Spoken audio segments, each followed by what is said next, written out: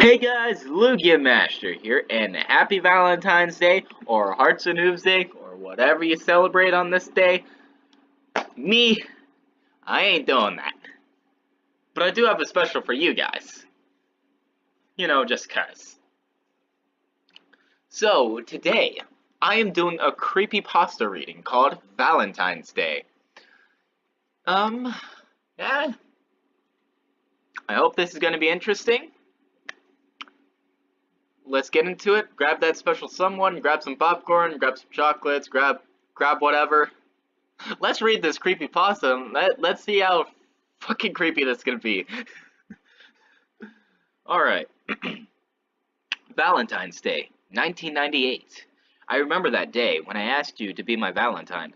That special bond that I felt was going on between us was increasing, and I wanted to take that to the next level. I remember the look on your face, the happiness and excitement of the day we spent together drained from your face like water running down a plug hole. You said no. I loved you. You know I did. So why did you do this to me? Why? I remember when you walked away into that crowd of lovers. I sat on the bench crying. I walked home on my own.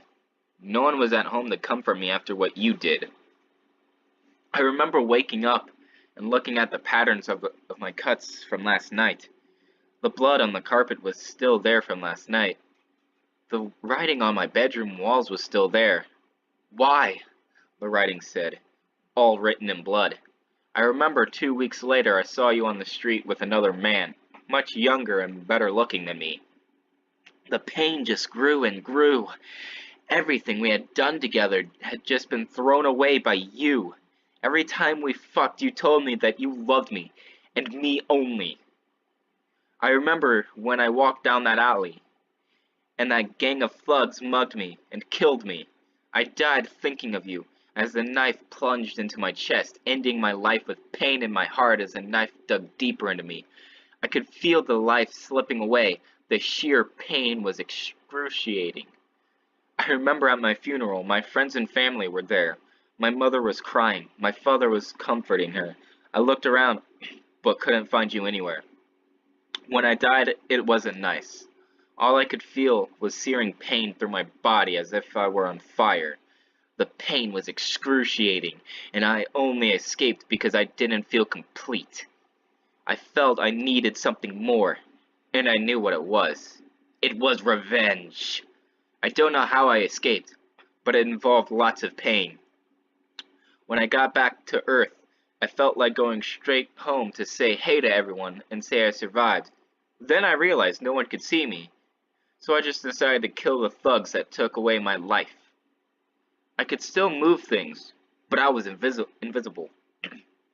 It was great fun, and I enjoyed it so much. The first one I went for ended up face down on the ground with a cracked skull and no scalp. He never knew what hit him. I used the same knife he used to kill me to carve his pretty little eyes out of their sockets. By this time, the two other assholes had backed into a corner. I ripped the first one's fingers off with my teeth, and after that I cut his eyes out, holding them in the same hand as the others. I knew what I was going to use them for. I was going to make a necklace for you. With the second shuddering in pain on the floor and the third in tears, I felt the rush and became even more violent. I cracked his jaw with the first uppercut and dislodged his head from his body with the second, and as with the others, I cut his eyes out with the same knife and kept the eyes and knife for later use. I knew where I had to go next.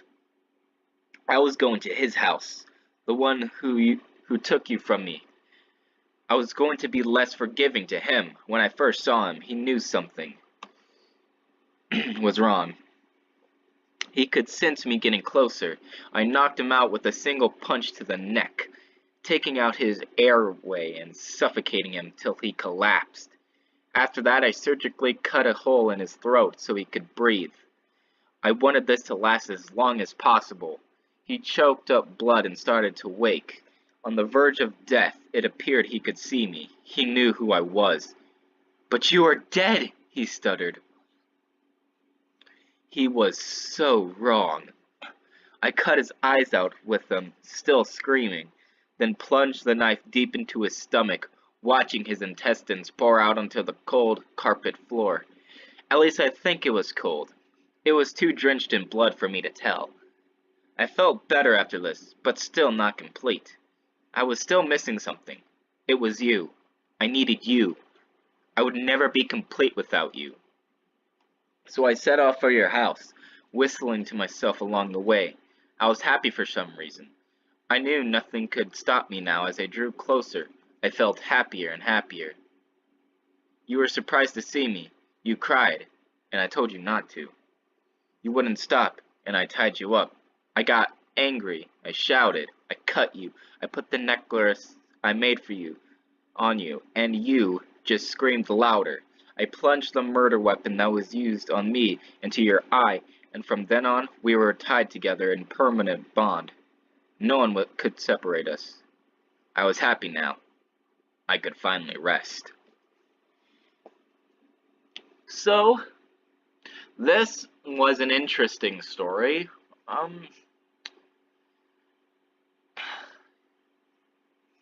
It's not as creepy as I wanted it to be, but it had an interesting story. I honestly liked it. And I don't think I could wrap my head around how this could happen, but I still enjoyed reading this story, and I hope you guys enjoyed listening to me reading this story. So, without further ado, if you guys like this video, please leave a like, comment, and subscribe to join the Creeper Cat Army. I will see you later, recruits. Peace out.